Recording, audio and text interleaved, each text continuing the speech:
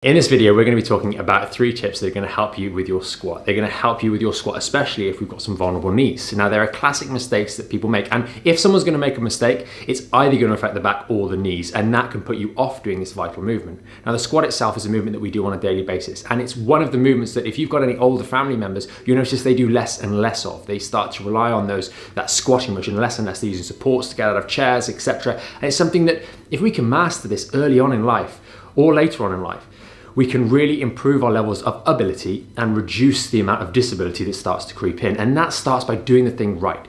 So in this video, we're going to go through these 3 tips, but first and foremost, let's get into why the squat can be a little bit problematic for the knees. One of the big mistakes that people make when they are doing the squat is going to be the knees coming in. So as we go into a squat position, the knees are driving in through this position here. It might also be that the foot is facing in a different direction to the knee. So for example, that position there, and the knee is driving forwards. Both of these things do really 2 major things. Number 1, they stress the inside ligaments of the knee. And number 2, they compress the outside meniscus or the lateral meniscus. Our knee joints basically are 2 knuckles essentially. The inside one a lot bigger and stronger and designed for load bearing, which is why our feet should be like this, not like that. And that one is the one that's solid. And then this one on the outside is smaller and a little bit more mobile. We have a little bit more give in the knee on the outside. When we do a squat properly, the load predominantly goes to the inside one. We've got strong ligaments.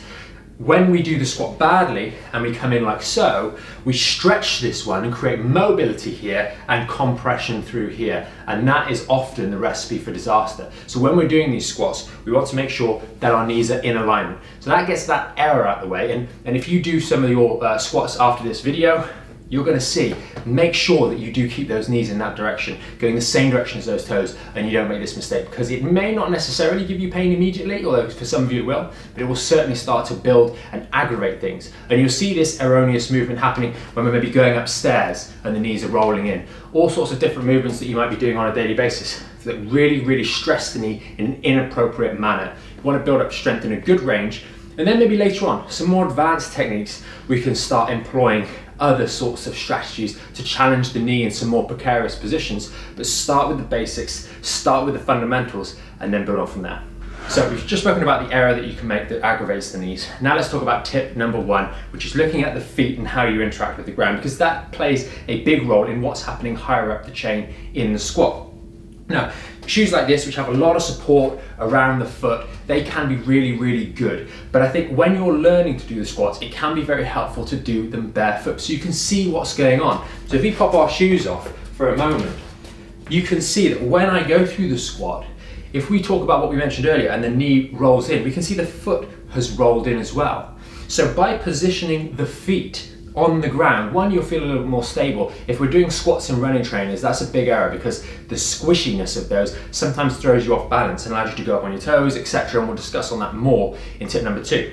But if we do it bare feet, we want to make sure that we have the arch here. Some of you naturally will have more, some of you have less of an arch, but we want the foot to stay in its static position with pressure going through the whole foot rather than driving through in this position. And you might have just heard that click as I drove my foot into that position, stressing the ankle and the knee at the same time. We want to keep the foot in a good plantar position throughout the entirety of that squat, not getting down halfway and starting to roll in like so.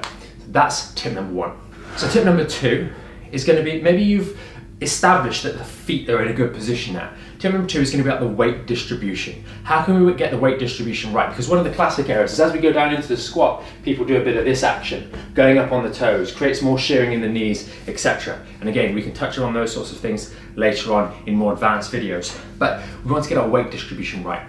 I've left the shoes off for this one so you can see exactly what I'm talking about, but a nice easy tip that can get your technique straight away, get your weight distribution right, is just to lift the toes. So as we go into that squat position, we just lift the toes up. If you're wearing trainers, just press your toes into the roof of the trainers and then go down into that squat. You will instantly feel your weight distribution is much more grounded. You feel more stable through that squat just by lifting those toes. Now, long term, you don't need to do this.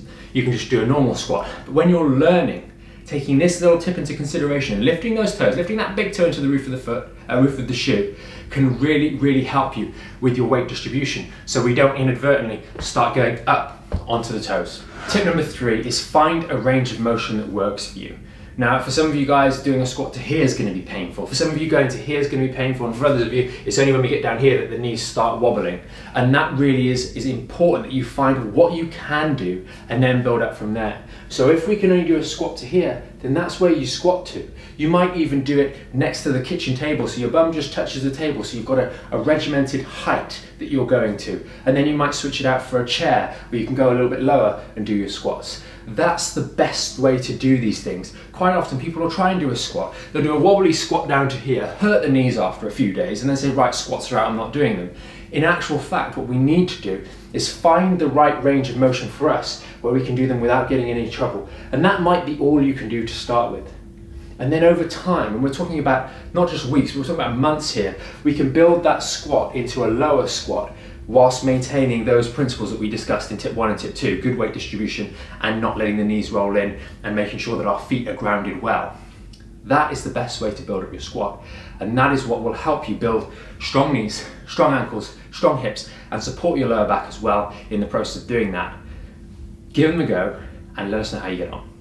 Before we wrap this video up, we thought we'd just touch on one final bonus tip, which is more of a care of self as you're going through these exercises. If you are starting to get into doing squats and building them up, as we've discussed in these particular tips in this video, then you might find that the leg muscles here, the calves get a little bit tight as you start using them again.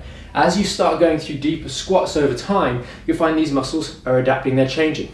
Remember, don't leave out stretching. Stretching can really help and avoid these areas getting a bit tight. Sometimes when the muscles get tight here, they don't move as well, the joints don't move as well, and you can get a little bit of discomfort there. Granted, it's going to be temporary, it might be for a couple of days, just until these leg muscles loosen back off again through movement, but it can be uncomfortable. So it's so much better to have a little bit of stretching work that you do on a daily basis to keep those glutes, the leg muscles, and the calf muscles nice and mobile and to prevent them from getting unduly stiff. Hopefully you found this video helpful and hopefully it gave you a few tips to improve your squats. It's by reflecting on what we're doing, making changes and adaptations that we can really do things well. And the squat is such a vital activity, a vital exercise that we do on a daily basis numerous times. So getting it right in a way that's not detrimental to any of your joints is going to be really, really helpful. And you will find that it will really improve your overall quality of life if you can get this movement down, get it well, get it done well, and get it strong. If you did find the video helpful, consider giving it a thumbs up and subscribing to the channel so you stay up to date whenever we release another video. And until then, see you next time.